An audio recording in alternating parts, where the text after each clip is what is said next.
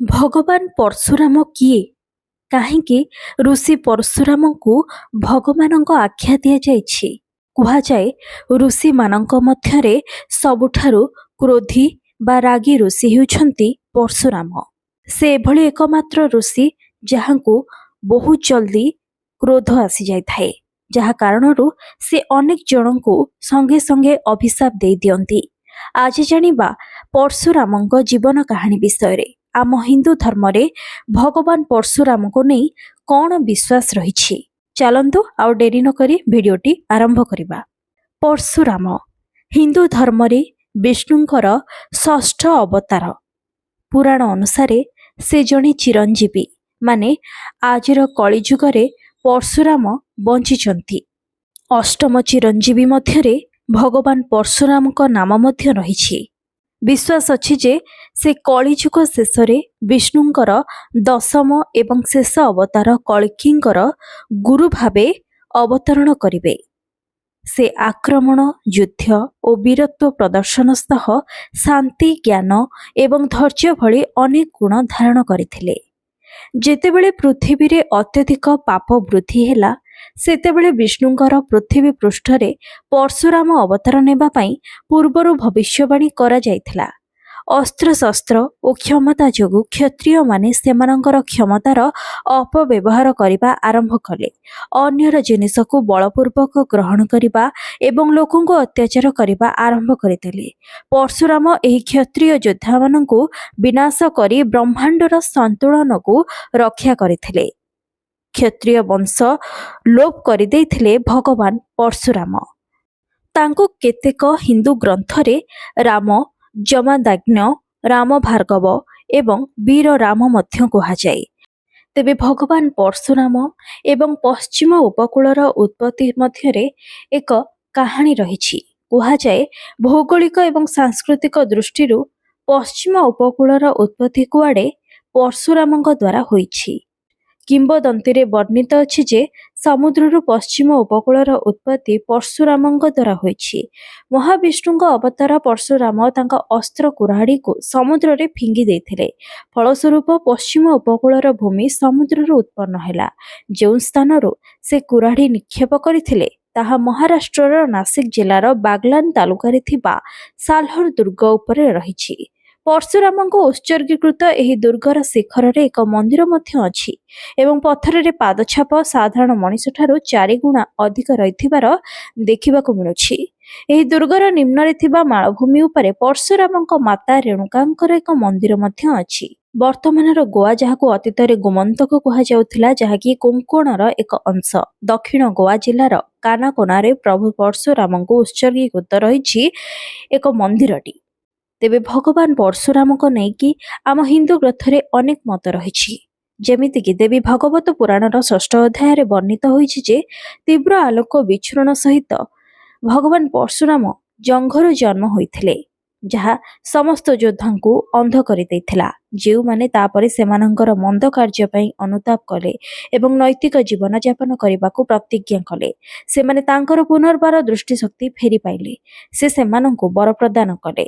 ବିଷ୍ଣୁ ପୁରାଣରେ 4ଥ ଅଧ୍ୟାୟରେ ବର୍ଣ୍ଣିତ ଅଛି ଯେ ରେଣୁକା 2 ଜଣ ମହିଳାଙ୍କ ପାଇଁ ଖାଦ୍ୟ ପ୍ରସ୍ତୁତ କରିଥିଲେ। ଗୋଟିଏ ସାଧା ଖାଦ୍ୟ ଏବଂ ଅନ୍ୟଟି ଔଷଧଯୁକ୍ତ ଖାଦ୍ୟ, ଯାହାକୁ ଖାଇଲେ ମହିଳା ଜଣକ ଏକ ଯୋଦ୍ଧା ପୁତ୍ର ଗର୍ଭଧାରଣ କରିବେ।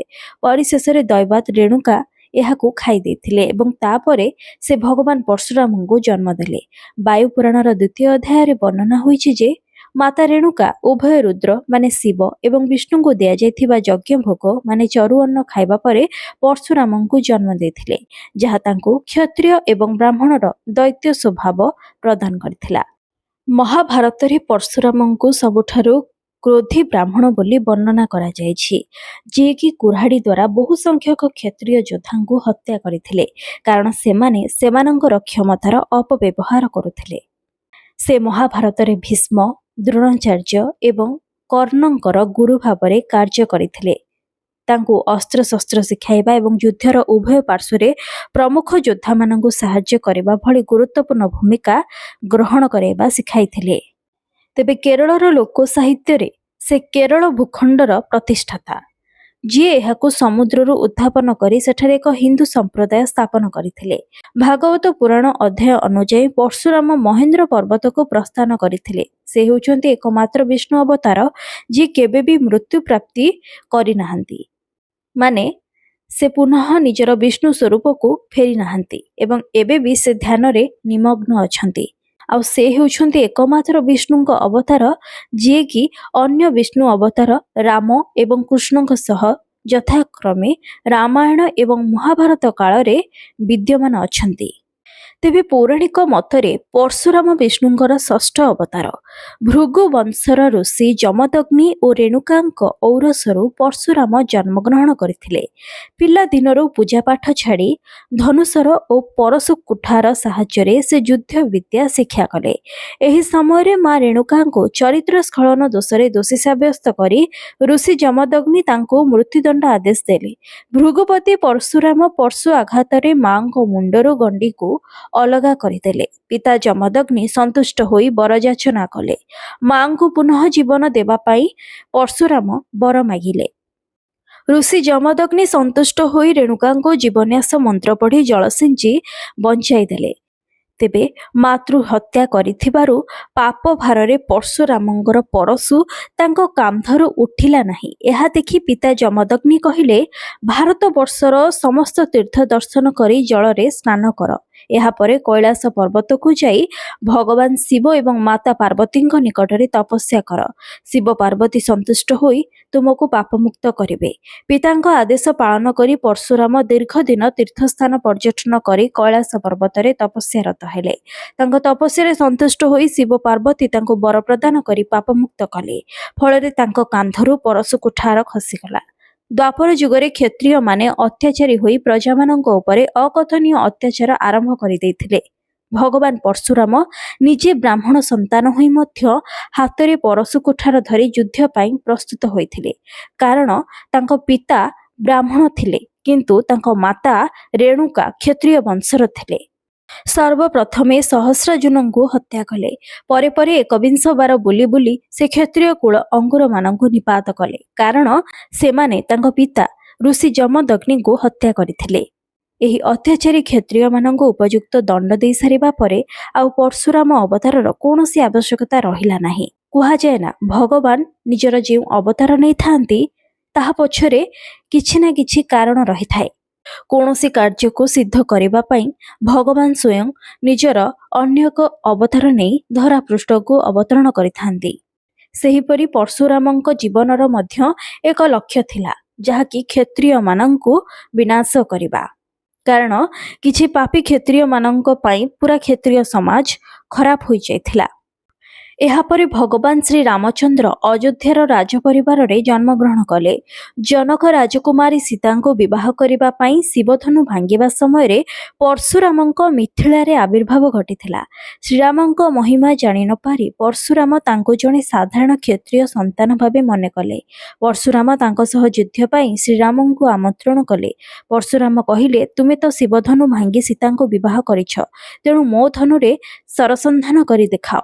ଭଗବାନ ଶ୍ରୀରାମଚନ୍ଦ୍ର ପରଶୁରାମଙ୍କ ହାତରୁ ଧନୁ ନେଇ ଅକ୍ଲେଶରେ ସରସନ୍ଧାନ କଲେ। ଠିକ୍ ଏହି ସମୟରେ ଭଗବାନ ରାମଚନ୍ଦ୍ର ପରଶୁରାମଙ୍କ ଶରୀରରୁ ବିଷ୍ଣୁ କଳାର ତେଜ ହରଣ କଲେ। ସେହିଦିନଠାରୁ ପରଶୁରାମ କ୍ଷତ୍ରିୟ ତେଜ ଓ କ୍ରୋଧ ତ୍ୟାଗ କରି ତପସ୍ୟାରେ ମନ ବଳାଇଲେ। ଦ୍ୱାପର ଯୁଗରେ ପରଶୁରାମ ଭୀଷ୍ମ କର୍ଣ୍ଣଙ୍କ ଭଳି ମହାରଥୀଙ୍କୁ ଯୁଦ୍ଧ ବିଦ୍ୟା ଶିକ୍ଷା ଦେଇଥିଲେ।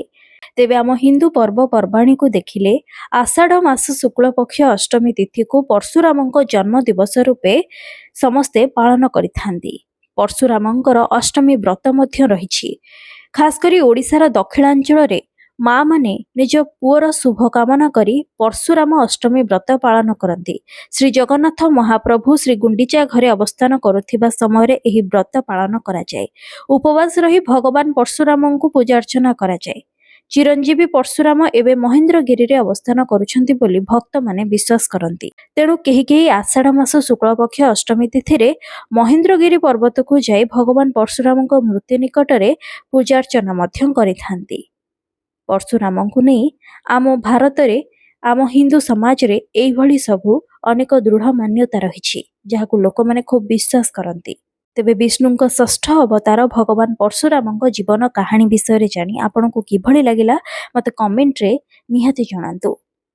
ଆମ ହିନ୍ଦୁ ଧର୍ମ ଗ୍ରନ୍ଥରେ ଆମ ଦେବାଦେବୀଙ୍କୁ ନେଇ ଥିବା ଅନେକ ରହସ୍ୟ ବିଷୟରେ ଯଦି ଆପଣ ଜାଣିବାକୁ ଚାହୁଁଛନ୍ତି ତାହେଲେ ଆଜି ହିଁ ମୋ ଚ୍ୟାନେଲକୁ ସବସ୍କ୍ରାଇବ୍ କରନ୍ତୁ। ଆଉ ହଁ, ଭିଡ଼ିଓଟି ଯଦି ଆପଣଙ୍କୁ ଭଲ ଲାଗିଛି ତେବେ ଏହାକୁ ଲାଇକ୍ କରନ୍ତୁ ଏବଂ ଖୁବ୍ ମାତ୍ରାରେ ସେୟାର କରନ୍ତୁ।